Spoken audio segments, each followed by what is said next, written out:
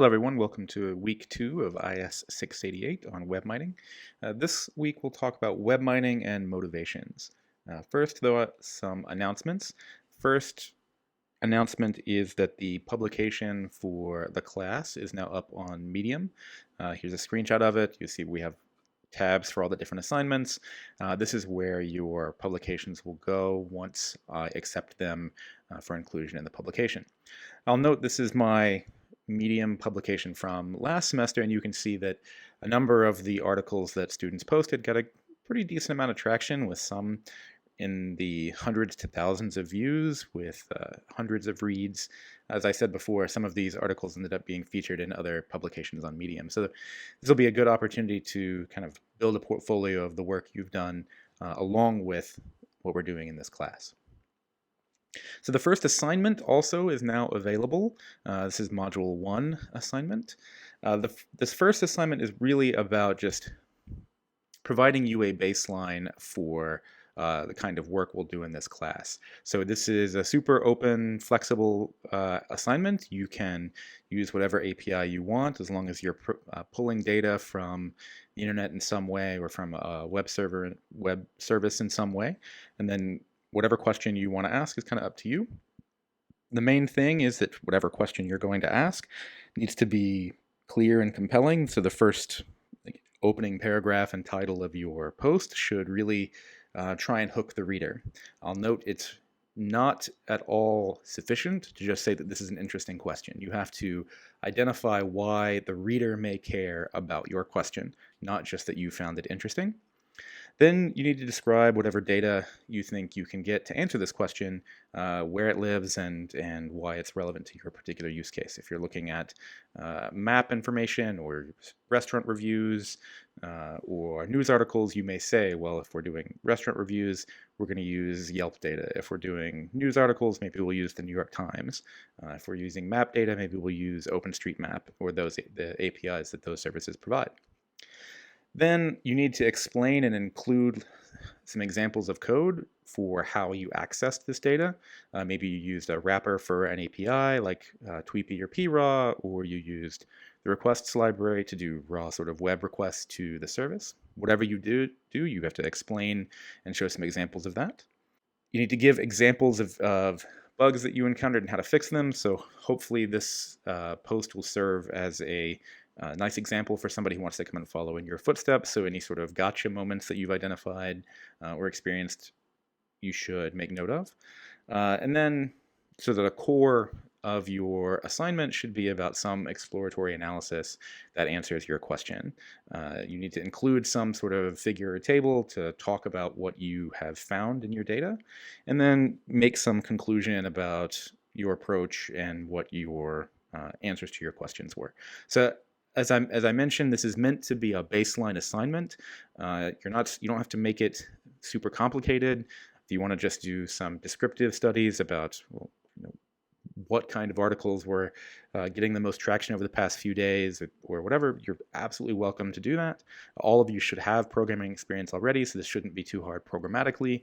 Really, it's just getting you into the mindset of using APIs, collecting data from the internet, and then doing something with that data. And then over the course of the semester, you'll build up the capability of doing more kinds of analytics. I'll note you need to tag your story using IS688 SPR21A01. That's IS688 spring of 2021, assignment 1. This is particularly important because these tags will be how I will use how I will assign your post to the assignment tabs in the class publication on Medium. I'll post the rubric for this later on, or very, very soon. But this is generally what the rubric looks like for these kinds of assignments that I will assign. So there's some table, and each one of these points in the assignment has some point total that you can get. The main things to pay attention to are, as I said, your motivation must be more than just this question is interesting. You need to explain why it might be interesting to your reader, or why it's of societal relevance, or why it's important to some person or some audience. The exploratory analysis is the highest point total in this set, so that's where the the bulk of, but that's going to be the more important of these different pieces. And then there's a length component, so you just have to hit that 1,000-word mark. And finally, there is an excellence mark here.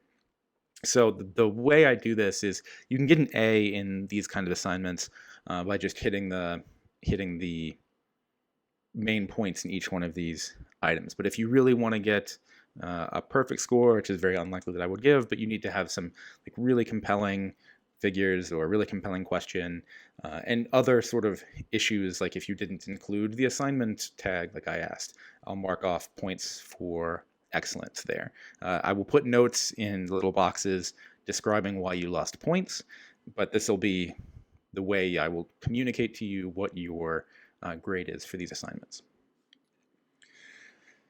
Moving on to the semester project. So a number of you have asked questions about this. Remember, the project proposal is coming up soon. It's due next week. You should be thinking about what makes a good semester project. A couple of you have asked me questions about this, and this is a legitimate and important question. So I have some guidance for you about this. The question or the kind of analysis that you need to be doing or the work you need to be doing for your semester project, you should plan on it being more focused on analysis than it is on engineering. So a number of you have suggested developing web dashboards that give access to a particular kind of data. Generally, that's probably not going to be enough for me unless you're doing some particularly interesting kind of analysis that leads to the visualization. Just building a dashboard is primarily an engineering task. So you need to be focused on questions that you're trying to answer or insights you're trying to extract with your project. And hopefully after the rest of this lecture, that'll become more clear. Next, you need to be doing something more, some more in-depth analytics rather than just regressions on small data sets. So if the solution to your research question or problem or the kind of project you're trying to put together only requires you to load some CSV into Excel and then run some regression model on it, that's not going to be sufficient for what we're doing or for what I want this project to be for you. So a better way to think about this is look over the course modules and think about how those aspects of the course modules may help you answer some question. And then ultimately, I want you to be bold here. Take the opportunity to do something interesting or cool, but not necessarily simple and straightforward. So if you propose something ambitious and then get 80% of the way there, that's to me way better than proposing something simple and getting 100% there. So keep that in mind when you are putting together your proposal. Now, when I said keep in mind the modules, so let me talk a little bit about what the modules may help you do. So module 1 is just sort of motivations and such, but for module 2, a project that uses module 2 may be looking at the network structure in websites that link to each other, or doing some social media analysis based on friends of friends networks or something like that, where you then extract some insight about influential people in those graphs or influential pages in those citation networks or link networks about how websites link to each other, these kinds of things. Module 3 is about similarity, so maybe you're collecting a bunch of data from a particular source and you want to do some ranking for what objects are similar to each other.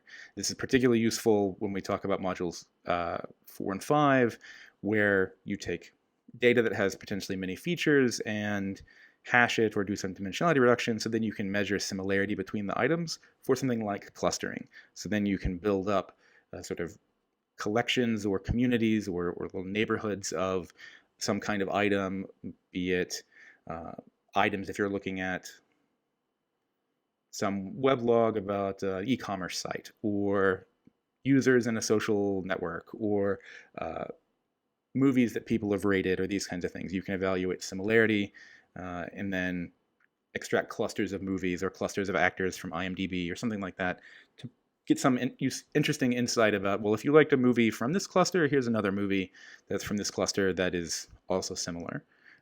Which gets us to the next point. Maybe another thing you could do is build some recommendation system that says, given some query or some movie or some person or some product, what are other kinds of products that might be most similar or might be most appealing to you? Or given some social media behavior, what can we recommend in terms of websites to click on or these kinds of things?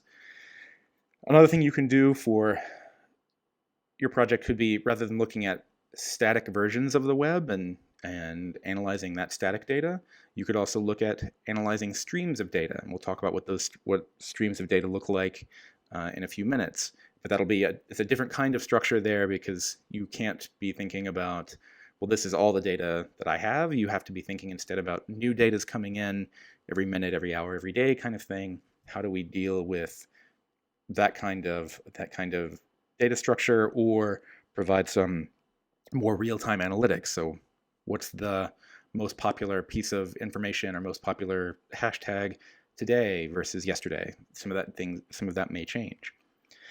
Computational advertising, you may be looking at sort of a combination of clustering and recommendation systems to look at some data set that you have and say, well, if you liked this particular product, let me advertise this other product to you, or you're more likely to purchase this product, so in something closer to a recommendation system kind of way. Or maybe it's based on your location, where you say other people in this location have liked this thing, so we'll give you this thing. Or what kind of ad may be most relevant to you if you live in New York versus if you live in LA, these kinds of questions. So be thinking about how you can use content from any one of these modules. It doesn't have to be from multiple, but from any one of these modules to answer some question you may have about some project you're working on. Also, remember, I encourage you to post your project ideas in the ideas forum for two reasons. I will give you feedback there, and it will give your classmates the opportunity to see what you're working on, and maybe that could lead to interesting partnerships that you maybe didn't anticipate. All right, that's it for announcements. The next thing we want to talk about are the learning objectives for the sets of lectures today. So there are a few. The first is defining data mining and differentiate it from other fields. I want you to be able to differentiate kinds of data that we'll analyze. We've already talked about static versus streaming data, these kinds of things. Describe at least 2 types of APIs and data interchange formats. Provide at least 3 applications for frequent item set mining, which you should have gotten from your reading in Chapter 6, and then explain the value in counting pairs when we are finding these item sets. So what does counting pairs really help us do? First, though, let's focus on these 2 questions about defining data mining and the kinds of data that we're going to analyze. So first, this part is about giving you an overview and a foundation for what this class really is. And I talked about this a little bit last time, but we're going to go more in depth now. So what really is web mining? So we talked before about the goal of this class is for you to be able to extract knowledge from data. And just because you have data doesn't necessarily mean you have knowledge. To get to this knowledge from the huge amounts of data on the internet, you need to be able to collect that information, store it, and then analyze it in some way. So for collections, this is a programming engineering kind of question, generally web programming, use of APIs. I'll give you a brief overview of that in another part of the slides for today. Storage is really about databases and such, or maybe flat files. There's not a whole lot of complexity for flat file storage to here.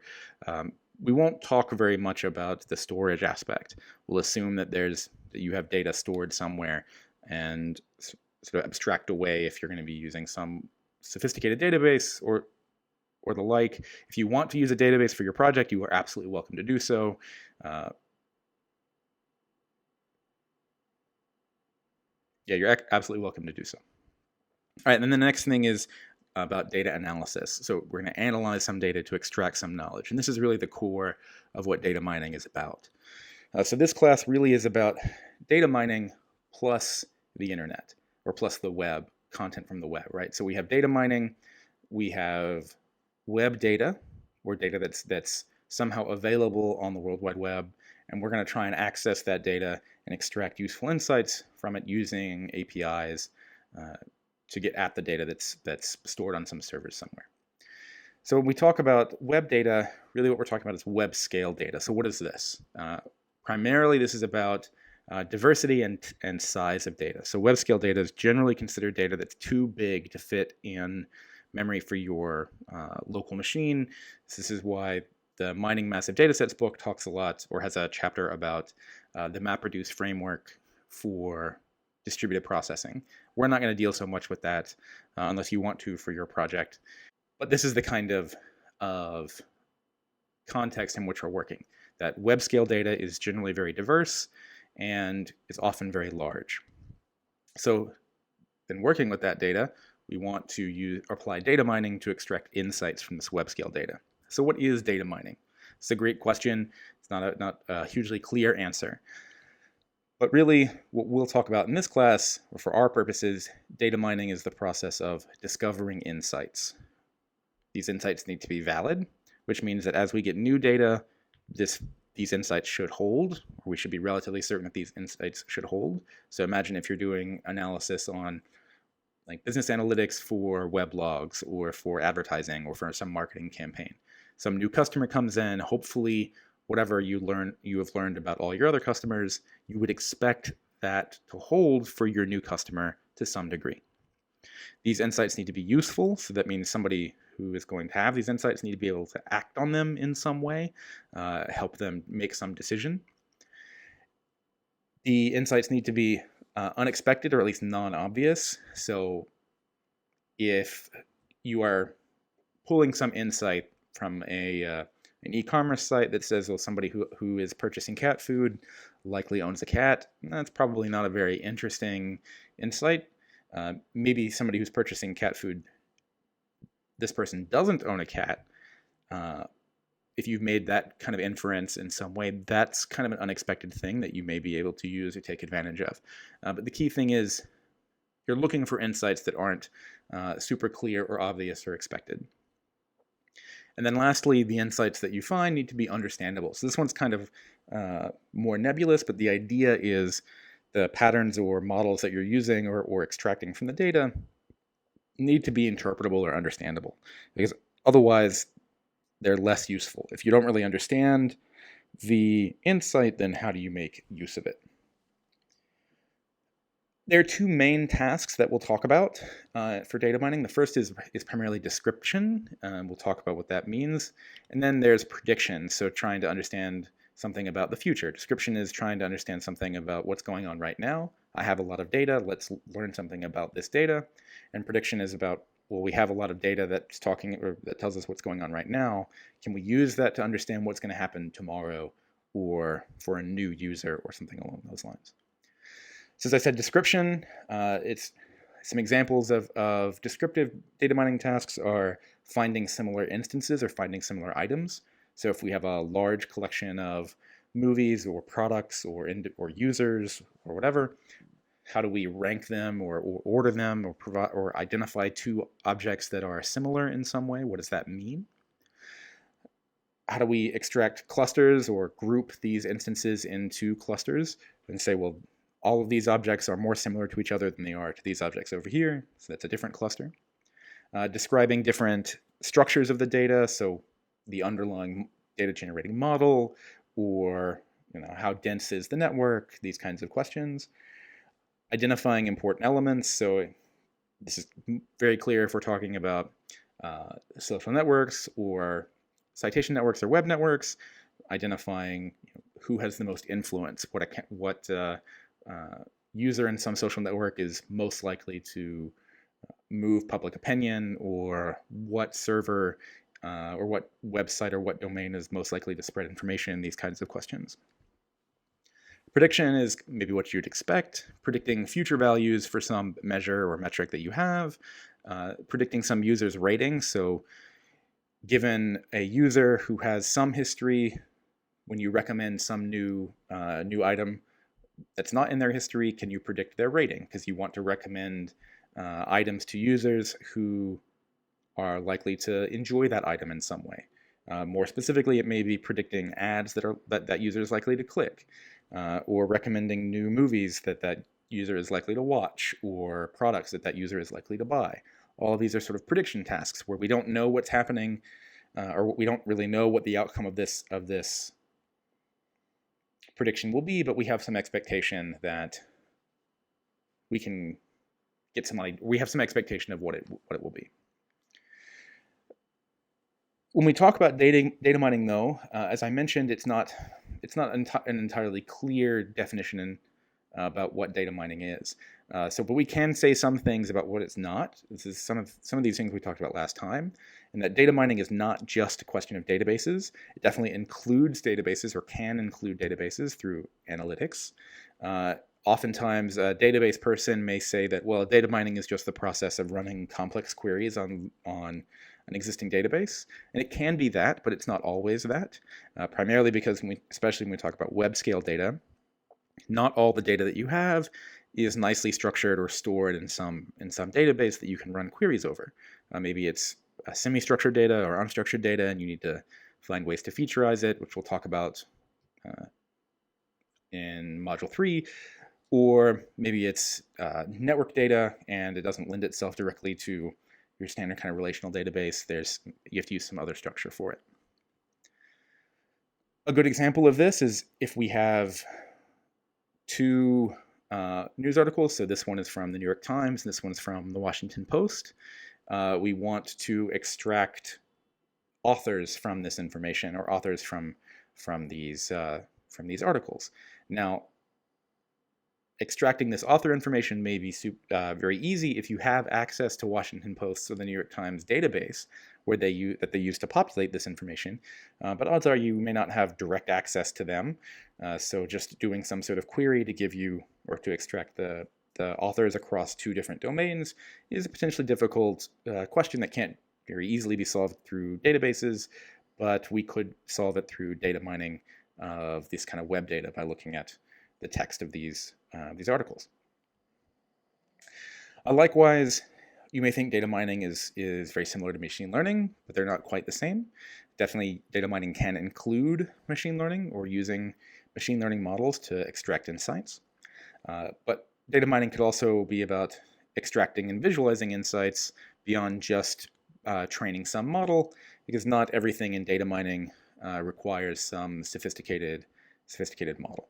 So, for example, going back to this article question, where we have two databases that contain this information, you may try and do some synthesis of these databases and join them together, or extract some sort of joint information from these databases, which may not require some sort of machine learning model, but it definitely could be a data mining or web mining kind of task, where we're trying to extract this information if we have two different structures that we know or understand. Maybe we're doing some alignment task to say, well, in the New York Times database, the author column is called author, but in the Washington Post database, the author column is called writer. How do you do this sort of alignment? There's not necessarily any model there, but a human could very easily just map those two columns without any kind of machine learning task.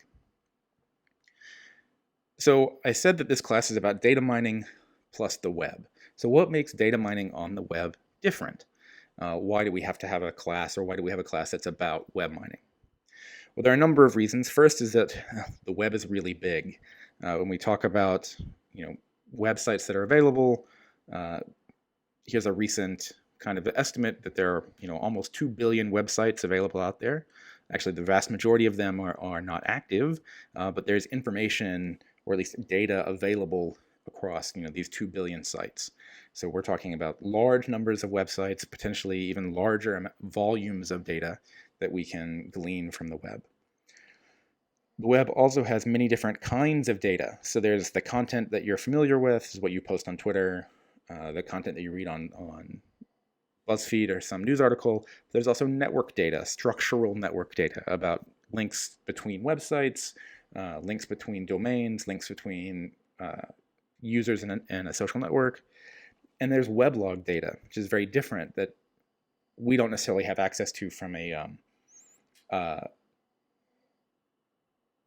clear sort of web browser kind of interface to the web, but log data is especially valuable for lots of tasks. So content is what I just mentioned. So this is the stuff you're familiar with, the reading of articles, the content that you post on your social media platform. This is a huge amount of data. Network structure data is things like your social network or links between websites, trying to understand, what's the most influential website, what's the most influential user. You can answer these kinds of questions with network data. And then log data, like I mentioned, maybe it's how users are getting to your website. So if you're on the back end and you're trying to understand, well, who's your audience who's coming to your website?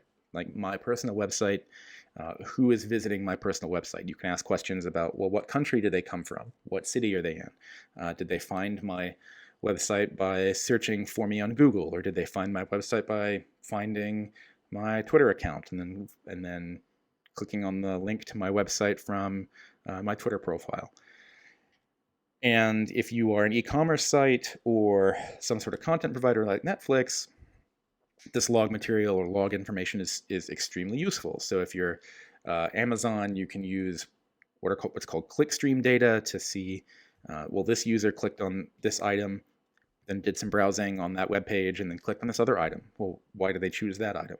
With enough of this clickstream data for a particular user, you can get a pretty good insight into that user's interests, or what next thing can you recommend to this user, because that thing we hopefully would recommend things that they're very likely to click on, which is useful to the user because they get to spend less time on the site finding more things that they want, and useful for the platform because then you have to spend less in bandwidth and you provide a nicer user experience for your user, all kinds of questions like that. Likewise, if you're Netflix or Hulu or YouTube or something, the sequence of shows that you watch or movies that you watch or videos that you find, where you click on one or you watched the first 10 minutes of some movie and then you stopped and started another movie, all that logging information that gets stored on the provider's servers is super useful or has a lot of value for learning stuff about the audience or the user base. So I hinted at this in that previous segment. The data on the web also varies highly in terms of structure. So there can be structured data on the web. This is what we talk about with databases. There can be unstructured data, like the content that we just mentioned. There can be semi-structured data that has a different kind of format. So structured data, this is the database kind of thing that has some associated schema where the elements or content of the data can be easily queried, have exact column names or constraints on the kind of strict constraints on the kind of data that's there, and you can run queries against the database and do analytics that way.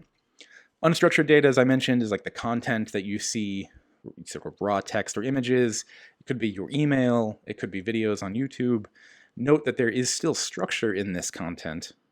So your email still has subject lines and to and CC fields, and videos have titles, and raw content has HTML segments that tell you something about it. But there's not a clear structure that's imposed upon this data.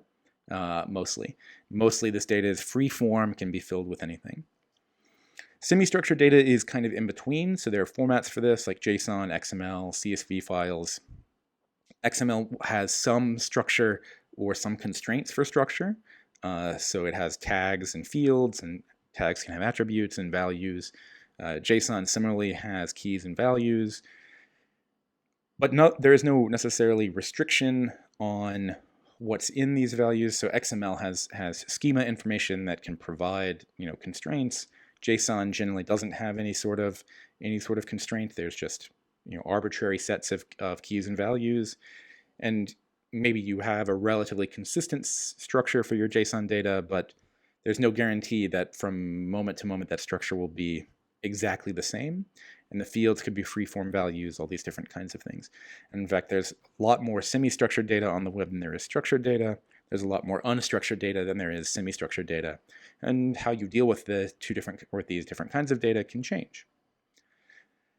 Next, the web is dynamic and constantly evolving. So when we talk about streams of data and new data being added to the web, hundreds of hours are being added to YouTube every minute, so thousands of hours every day. How do we deal with this constant influx of data, which requires a different kind of approach? Because these streams can be, in some sense, never ending. So when we talk about click logs, right? So people are constantly using your platform, which means logs about the things they're clicking on are constantly being generated and evolving and sending information to you. And maybe logs from 6 months or 6 years ago mean very little compared to the value of logs from the past 6 hours. So the kinds of approaches you have for dealing with streams are different than just static data sets that you may have on your site. Same thing with streams of data from social media, from live streams on Twitch or YouTube or these kinds of things. There's different kinds of approaches that we apply here. And then much of the web is not directly accessible when we're trying to view it through APIs or doing some sort of collection. And in fact, the majority of the web is not. So there's this idea of the surface web. This is things you can search for via Google. So Wikipedia articles, things you can search on Amazon, YouTube, the blogosphere, these kinds of things. But then there's the deeper web, which generally is not directly accessible or indexable because there's some authentication that you have to go through. Say you have some private forum or some website that requires a username and password before you get to see any information. Some websites can specify that they not be indexed through what's called a robots file. These kinds of things. Medical records are a good example where they're available. I can log into my provider and view my medical records, but they're not searchable publicly. This is very different than something like Reddit or Twitter, where a lot of content is publicly accessible, even if you don't have a login. And then below that, there's the dark web, which is a lot more sectioned off from the rest of the internet, which makes it even harder to do searches on. And because of these kinds of issues, making the web searchable can be difficult because you don't have access to all the data, and the vast majority of data that you do have access to is not really useful to the vast majority of people. So this is called the abundance problem, where 99% of the data you have is not interesting to 99% of your users. The limited coverage, what I just talked about, and the keyword interfaces you have to search the web are relatively limited. So then you have to deal with trying to find keywords that match videos and images, which has its own kind of issue. As an example of this, there's a paper about trying to evaluate or estimate the value of Wikipedia Commons, which is a lot of media data. But one of the things that we find from this is actually, for this sample of 10,000 images that these authors drew from Wikimedia Commons, the majority of content is never actually used outside of the platform. So this is a good example of the abundance problem, where we have a huge number of images and most of them aren't used. This is also a good example of a search problem, where actually maybe many of these images could be useful, but they're not easy to find because either the content-based image search doesn't work well, or the person who uploaded the image didn't put a good explanation or set of tags that are relevant to most keyword-based queries. So yeah, just the majority of content on the web is difficult to get to and potentially never used. So when we get to this question, we return to this question rather of web mining, we can say really web mining is about making the web more useful. How do we address some of the problems that we just discussed about how can we get better indexing into the non-surface web, or how can we address some of the different kinds of data types or data sets that we have. Extracting data from unstructured content is a hugely common web mining task, but then we have to figure out how we impose some structure, or we extract some useful information that we can then put into some structure from unstructured data. So that gets at these first two learning objectives where we've talked about, I've now introduced you to a definition for data mining. We've talked about how it's not the same as databases, how it's slightly different than machine learning, though it uses all of these things. We've talked about different kinds of data that we're going to analyze. Now, when we talk about how we access this data, accessing this data is through APIs. And I'll skip over that to get more information about APIs. I have a separate lecture on that that is also available on Canvas. And then this last set of learning objectives are about Chapter 6 and frequent item set mining and what that's valuable for. So the motivation for this review of or introduction to frequent item set mining is, and we'll talk about this in that set of slides as well, frequent item set mining provides a good motivation for a lot of what we'll do in terms of web mining and making the web more accessible or more useful. Because when we talk about, well, these items appear together with these other items, that's a useful insight, and how we define item lets us answer a lot of questions about social networks or recommendations for products, all these kinds of things that will show up throughout the semester in terms of motivating problems. So the next part is on item sets. There's a separate lecture for that. I set this up this way so you can easily go to the API section and easily go to the item set section of the YouTube videos and lecture, rather than having to sit through, if you want to review, rather than having to sit through all of the content that I just gave about introducing web mining and the introductions to, or the announcements from earlier for this week, these kinds of things. You can see those, you can set those or review those separately. All right, for next week, a couple of things. So you need to start reading sections 5.1, 5.2, 5.3, and 5.5. So the first two sections of Chapter 5, although you can exclude Section 4.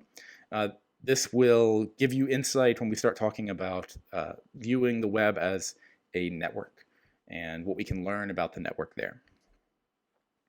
Other things to be mindful of: your Medium sign-up is due.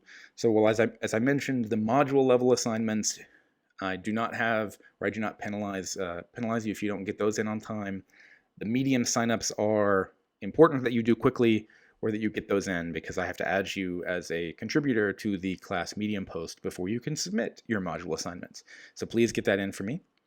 Also, please do your introductions so your fellow classmates can get to know you. This will be helpful for identifying potential classmates for your project, because your project is or can be a team project, and there are a number of questions you need to answer for this as well, and take advantage of the project ideas discussion forum. So it'll be much easier for you if you get some feedback from me for your project idea, and if you post your ideas there, and I give you feedback, and then your project proposal includes that feedback, it's very difficult for me to give you a lower grade if you are, essentially parroting back some of my feedback. So I encourage you, please post there. Use that space to get ideas, to share your ideas, get input from me, these kinds of things. I will post some discussion questions on the Module 1 discussion forum as well.